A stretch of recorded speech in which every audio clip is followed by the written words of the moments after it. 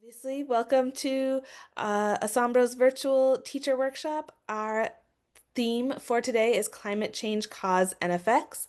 We're going to plan to spend the next 2 hours together doing as much interaction online, as much interaction together as we can, as well as giving you some new tools that you can take back to your students and your classrooms. Quick overview of Asombro for those who might not be familiar. We are a nonprofit organization based in Las Cruces. We teach about 22,000 students annually, and oh, that 5,000 is that is a typo.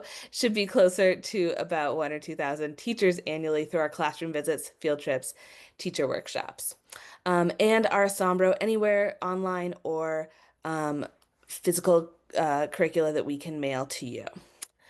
We translate science research into materials for the classroom, but everything we do is aligned to standards, specifically the Next Gen and Common Core. And we think of ourselves as a bridge between the research and K-12 community. In this case, specifically, the researchers at the Jornada Experimental Range, which is a USDA facility here in Las Cruces, and New Mexico State University, and their work in climate adaptation and what that means for us as citizens of the Southwest. In that partnership, we have been creating lessons for over the last 10 years. Asombro has been writing lessons and publishing these free for educators like you. We're now at 25 lessons.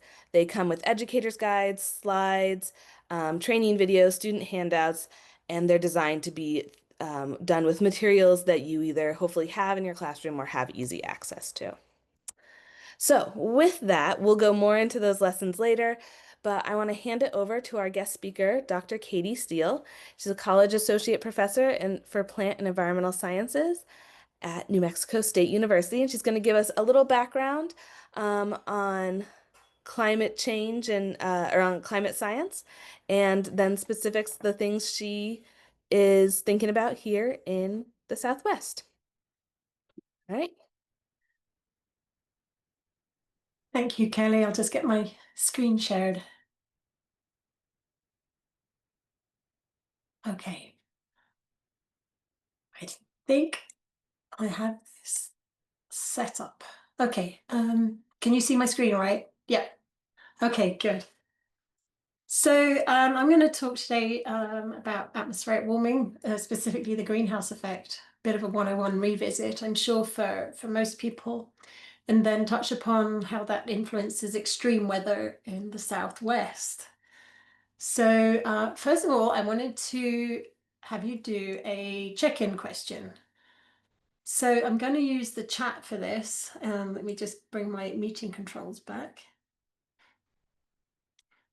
Oh, there we go. Ah, meeting controls go all over the place when you've got too many screens. Okay. What I want you to do is have a think about the greenhouse effect, and then what image comes or event comes to mind when you think greenhouse effect. Is there a picture in your mind or something that's happened? If you can type your answer in the chat, but don't press go or don't press enter until I say go.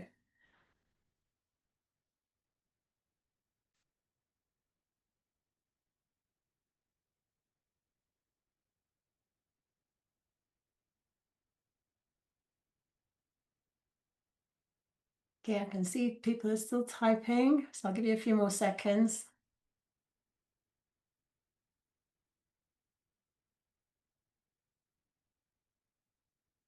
Okay, hopefully you've typed in something that came to mind when you hear greenhouse effect. So now press enter. Oh, I love some of these answers. Yes, the extreme weather changes that are unusual for an area like extreme flooding in Santa Fe. This is a great answer because it's kind of what I'm touching upon today. Yeah, communities of people displaced by sea level rise. something that happens. We see a lot of that in the Pacific, one of the regions which the people I work with cover in terms of climate change. Gases that trap heat. Yes, Hilary. Heavy traffic with car emissions, also a jungle. I can't quite see the connection between car emissions and a jungle, hence the laughing face, I'm sure, Nadia. But yes, traffic is definitely one of those big sources of greenhouse gases. Heat bubble over Portland, or diagram of the water being stuck in the atmosphere. Yeah, good answer, Tamara. Brown particles in the air. Well, that's like Las Cruces, like most of the first half of this year for sure. And I love this answer. Instantly reminds me of The Simpsons, great greenhouse effect episode. And I haven't seen that, so maybe that's something I need to go and research. I love The Simpsons. Greenhouse or a car?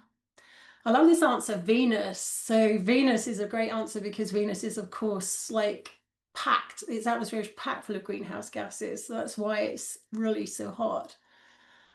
Extreme weather events, droughts, forest fires, decreases in natural forest species decrease. Yes, good answer, Camille. So these are all absolutely excellent answers, and some of the impacts you mentioned totally on target. What I'm intending to do today is talk about the greenhouse effect and then just touch upon a few of the impacts in Southwest weather. So let's keep going. Oops, pick that one. So I'm going to talk about heat waves, cold events, drought, and extreme precipitation. But if at any point you think, oh, why isn't she talking about this? Or could you add a bit more about that? Please stick your hand up or place a comment in the chat, and Kelly hopefully will encourage me to stop and answer that because I might not see the chat. But yes, do feel free to jump in at any time. So let's get started with the greenhouse effect, Earth's atmosphere and the greenhouse effect. So I was trying to tell a bit of a story about, or have a bit more of a narrative about the greenhouse effect rather than just going through the science and, well, like a scientist. Like Kelly, I'm in science translation, and I was much more of a scientist before I started. And I'm well aware that sometimes when scientists speak, we get a bit tangled up in the details. So do stop me again if I'm getting a bit opaque in my explanation. But I hope the story I'm going to tell today is clearer. So when we look at the atmosphere, we see that there are 5 layers in the atmosphere. And our current knowledge of Earth's atmosphere is actually the product of centuries of observations, experiments, and insights by many scientists. And I'm going to concentrate today on the troposphere and touch a bit on the stratosphere, but mostly on the troposphere. And of course, that is because the troposphere is where the greenhouse effect mostly takes place. This is where greenhouse gases absorb and re-emit infrared radiation, trapping heat. So it's the lowest layer of the atmosphere. It's the one where we live. It extends up to about 10 miles above the surface. And it's also where 80% of the atmosphere's mass exists and nearly all the water vapor. So in the troposphere, temperature falls as we go up in elevation, and it's lowest at the tropopause, which is the boundary between the troposphere and the stratosphere. Stratosphere is the opposite way around, and we see cooling as you go up in elevation. Let's see. So looking at Earth's atmosphere, and of course, most of these gases are in the troposphere. But if we look at the atmosphere as a whole, nitrogen and oxygen make up about 99% of the troposphere. If you look at the breakdown, it's nitrogen, 78%, oxygen, 21%, argon, 0.93%. And then we've got CO2 and the rest of the gases in this block diagram here. So CO2, which I'm sure you're familiar with, is one of the main greenhouse gases, but it's such a small amount compared to especially nitrogen and oxygen. So how does it have this massive effect on atmospheric warming? So we'll find out a bit more in subsequent slides here. So greenhouse gases as a whole, so these are all gases that contribute to the warming in the atmosphere. They make up less than 0.5% of the total gases in the troposphere. Carbon dioxide itself, 0.04%. Methane, well, I won't get into all these zeros, but it's a lot of zeros. Nitrous oxide, even less. And then we look at the F gases, the fluorinated gases, tiny amount as well. And then water vapor hovers between 0 and 4%, depending on where you are, and depending on altitude and weather. It's abundant close to the Earth's surface, but it's nearly absent at the top of the troposphere. So greenhouse gases, what do we mean here? So we have basically this analogy between the greenhouse that we might imagine we're growing our tomatoes in, or our delicate vegetables over winter, where you've got shortwave radiation entering through glass and then being trapped within the greenhouse and warming up the greenhouse itself relative to the external atmosphere. So there are gases in the atmosphere that behave pretty much like that glass of the greenhouse.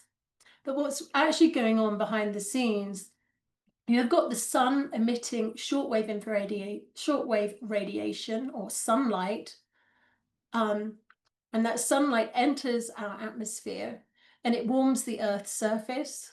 The Earth's surface then re-emits that energy as long-wave radiation or heat.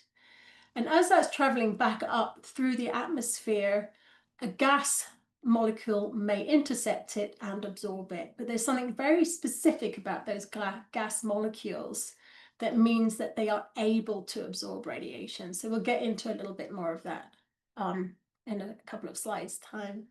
But for a gas to trap heat within the atmosphere, it's got to absorb the radiation. Now, one thing we hear a lot about is the greenhouse effect is natural, and it sure is. If the greenhouse effect didn't happen on Earth, we would not be able to live here. The natural greenhouse effect traps enough heat from the sun to maintain a livable climate. When we compare ourselves to Mars, Mars has not got these greenhouse gases in its atmosphere. Compared to Venus, it's got a ton of greenhouse gases. So Venus, very hot. Earth is often called the Goldilocks planet because we're right in that zone that makes it possible to have life on our planet. So prior to industrialization, we have enough trapping of heat within the atmosphere that there's some stability with some variation. That with human enhanced greenhouse effect, or the enhanced greenhouse effect, we've seen burning fossil fuels emitting greenhouse gases to such an extent that we're seeing more and more heat being trapped and the atmosphere becoming increasingly warm. So I mentioned that a gas molecule has to have a particular characteristic about it for it to be able to absorb heat. I find this part really, really interesting. It's like, okay, we just accept that greenhouse gases are absorbing heat and re-emitting it. But then we've got all this oxygen and nitrogen, and they're just not absorbing heat and re-emitting it. So what's going on with that? So why greenhouse gases can absorb infrared radiation? It all comes down to their molecular structure, and their molecular structure is rather asymmetric. If we look at nitrogen and oxygen down the bottom here, you've got two identical atoms in a straight line. When these molecules vibrate, they don't create any kind of electrical imbalances. They're not jiving with the wavelengths or the frequency of the infrared radiation. So they just can't trap heat. The greenhouse gases trap heat because their molecular vibrations can absorb infrared radiation. So if you think of it like catching a wave that matches their rhythm or matches their vibration. So infrared radiation or radiation has a certain frequency, and when these gases are vibrating in certain way, then they can catch that radiation. It's the complexity of these molecules or their lopsidedness that gives them this ability. So the more complex or lopsided they are, the better these molecules are at grabbing and holding on to the heat. So if we just take one of these as an example, so say methane, called a wobbly tripod, looks like one of those things you might stick your camera on to your phone on to take pictures. When the methane molecule moves or even stretches, it creates tiny little electrical shifts in its structure that let it grab onto the heat energy, and then that holds it in the atmosphere. Carbon dioxide is more bendy and stretchy, and nitrogen dioxide is naturally bent and lopsided. So it's these rather crooked looking vibrating molecules that are so good at trapping heat in our atmosphere. So one of the things we want to consider with these gases, there are different amounts of gases in the atmosphere, but they all have different global warming potentials. So we often talk about the relative contribution and then the global warming potential. The relative contribution to emissions, or their contribution to the actual overall greenhouse effect or warming effect, depends on three factors: the concentration in the atmosphere, so how many molecules there are, radiative efficiency, how well each molecule absorbs radiation, so we know if they're more lopsided or more complex, they're going to absorb more, and then how long the gas stays in the atmosphere. CO2 is the reference point, which is why you see that number 1 under global warming potential. When we're talking about global warming potential, this is that ability of the molecule to heat the atmosphere. So CO2 has a lower trapping ability per molecule, but it's present in huge amounts. That's 420 parts per million and rising. And it stays in the atmosphere for a long time, for centuries to millennia. So as a result, it causes about 76% of the human-caused warming. Excuse me. Methane is much stronger per molecule in terms of warming, but it's much scarcer than CO2. So its relative contribution might be only 16%, but its global warming potential is 28 compared to CO2. Then you've got nitrous oxide, very powerful. It's 265 times more potential than CO2 at driving warming, but it's extremely rare, only 0.33 parts per million. So it causes 6% of the relative contribution. And then our fluorinated gases, incredibly powerful, thousands of times CO2. They only exist in parts per trillion. Unfortunately, they do hang around for a while. They have a long lifetime. So, oops, excuse me. Our sources of greenhouse gases, well, of course, we've got natural sources. We've had life on Earth for millennia, for millions of years even. So we've got natural sources of greenhouse gases such as volcanoes, respiration from plants and animals, decomposition, the exchange between the ocean and the atmosphere, and from wildfire. But it's been over the last 150 years where we've seen this massive increase and accelerating increase more recently of greenhouse gas emissions and greenhouse concentrations in the atmosphere. So a few of you mentioned in your chat messages that vehicles and transportation is one of the main contributions of greenhouse gas emissions at about 14%.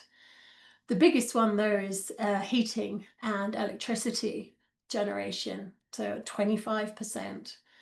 We see agriculture and land use changes driving about 20%, industry at 17%.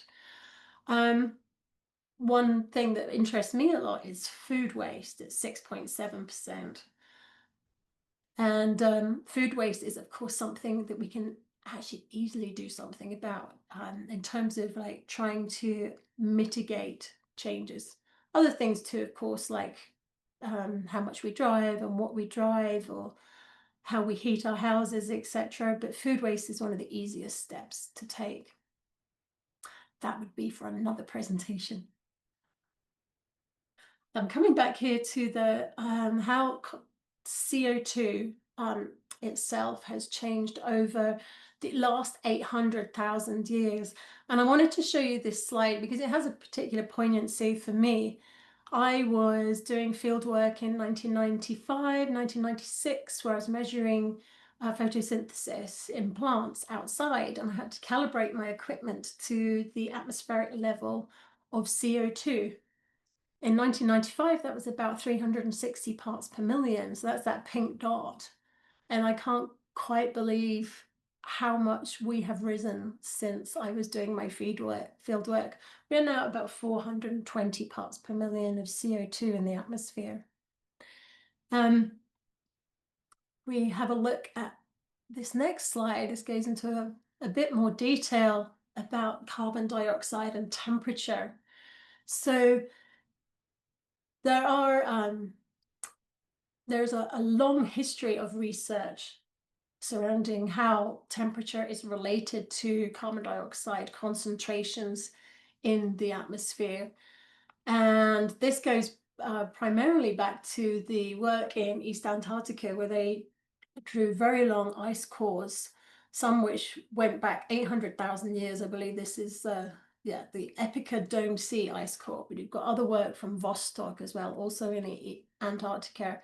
Then these ice cores have revealed that the pattern of CO2 in the atmosphere, and they've been able to estimate temperature changes over the period of the record.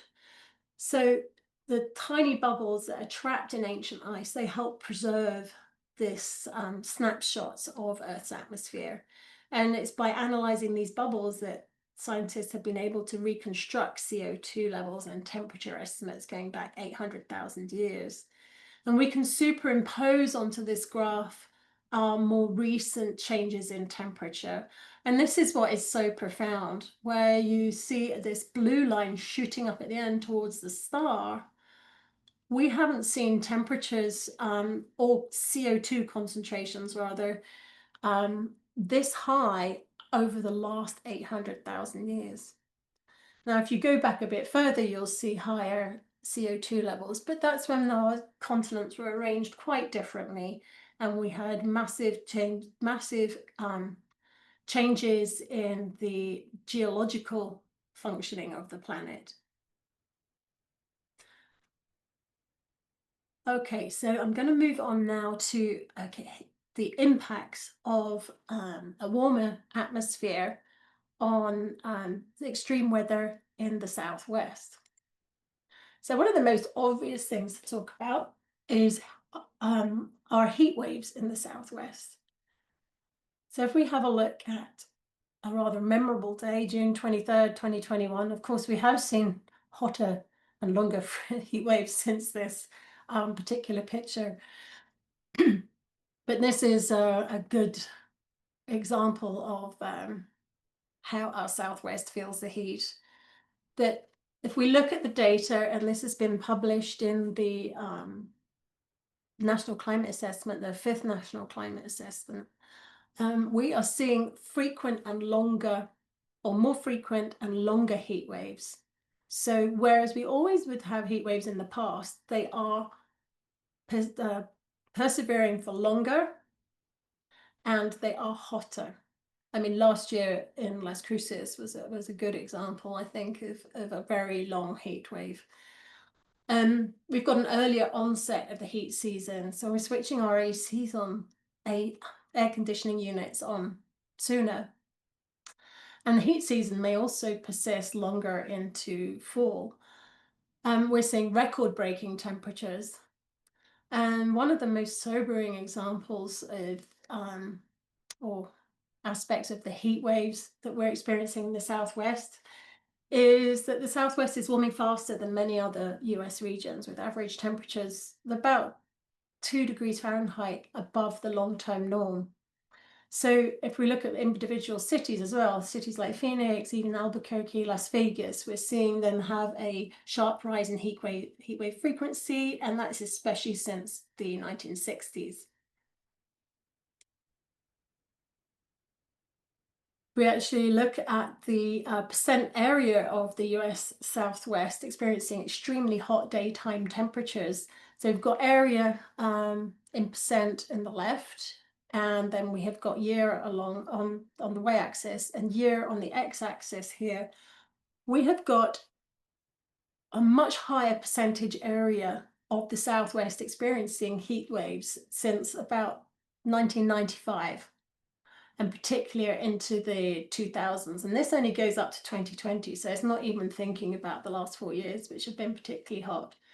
So the Southwest here is Colorado, Utah, Arizona, and New Mexico. And the threshold here for defining hot or high temperatures is the top 10%. So we're at the 90th percentile here. So these days are representing the 10% hottest in the historical record since 1910.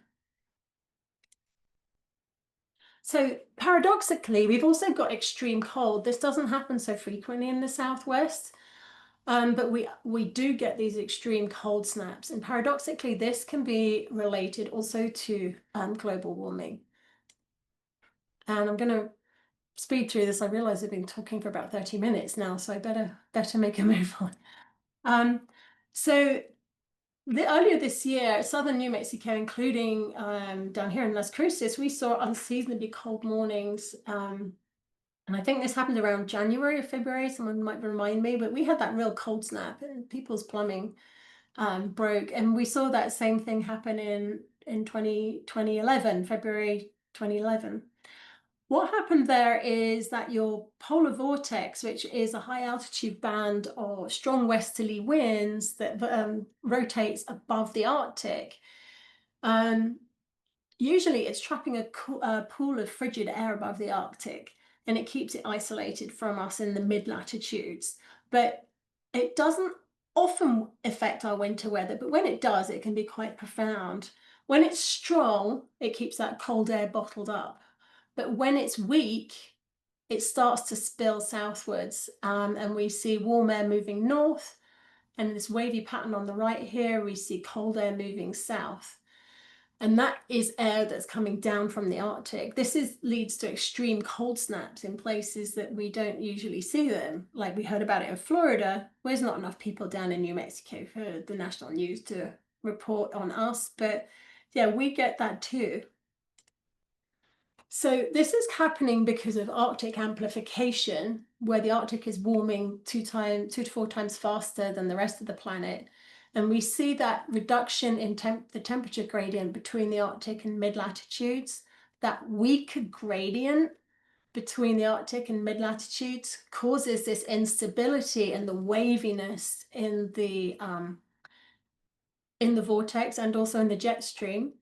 And then we see those more frequent disruptions, showing that these vortex stretching events are becoming more common in fall and winter months, but also hitting us here in southern New Mexico. Got drought and extreme precipitation. Basically, we're seeing higher temperatures and less precipitation in the Southwest. And if you look at this graph, just the dark red and the brown, that's not what you want to see. Dark red indicating higher temperatures between 2002 to 2021 compared to the 1901 to 1960 average. So those dark red temperatures, dark red colors, higher temperatures, and the brown colors, we're getting drier. And this slide, we're seeing declines in Western snowpack over the last century, and those are primarily driven by by warming trends leading to smaller snowpack volumes. And if we've got smaller snowpack volumes and earlier snowmelt, we're seeing less water, which again has impacts down here, but it's contributing to drought, both in a hydrological sense And we've got the meteorological drought being driven by these temperatures and reduced precipitation. Again, another paradox. Even though we are seeing less precipitation in the southwest, we are in fact seeing, because of a warmer atmosphere, there's more moisture capacity to carry moisture. And what this leads to, scientists think, is more precipitation falling in fewer precipitation events. Um, so when storms do form with this warmer atmosphere, they have more fuel to produce short, intense bursts of precipitation, leading to flash floods, not gentle rain. So more energy in the system doesn't mean more water on the ground. It just means there's going to be more volatility. And with that, I will close there. I'm glad to see that you'll be talking about adaptations in one of the lessons, but some of the adaptations we certainly need to think about are adaptation to these flooding events, but also adaptation to heat. And then bearing in mind, we might need some adaptation to cold events too. So thanks, Kelly. Thanks all.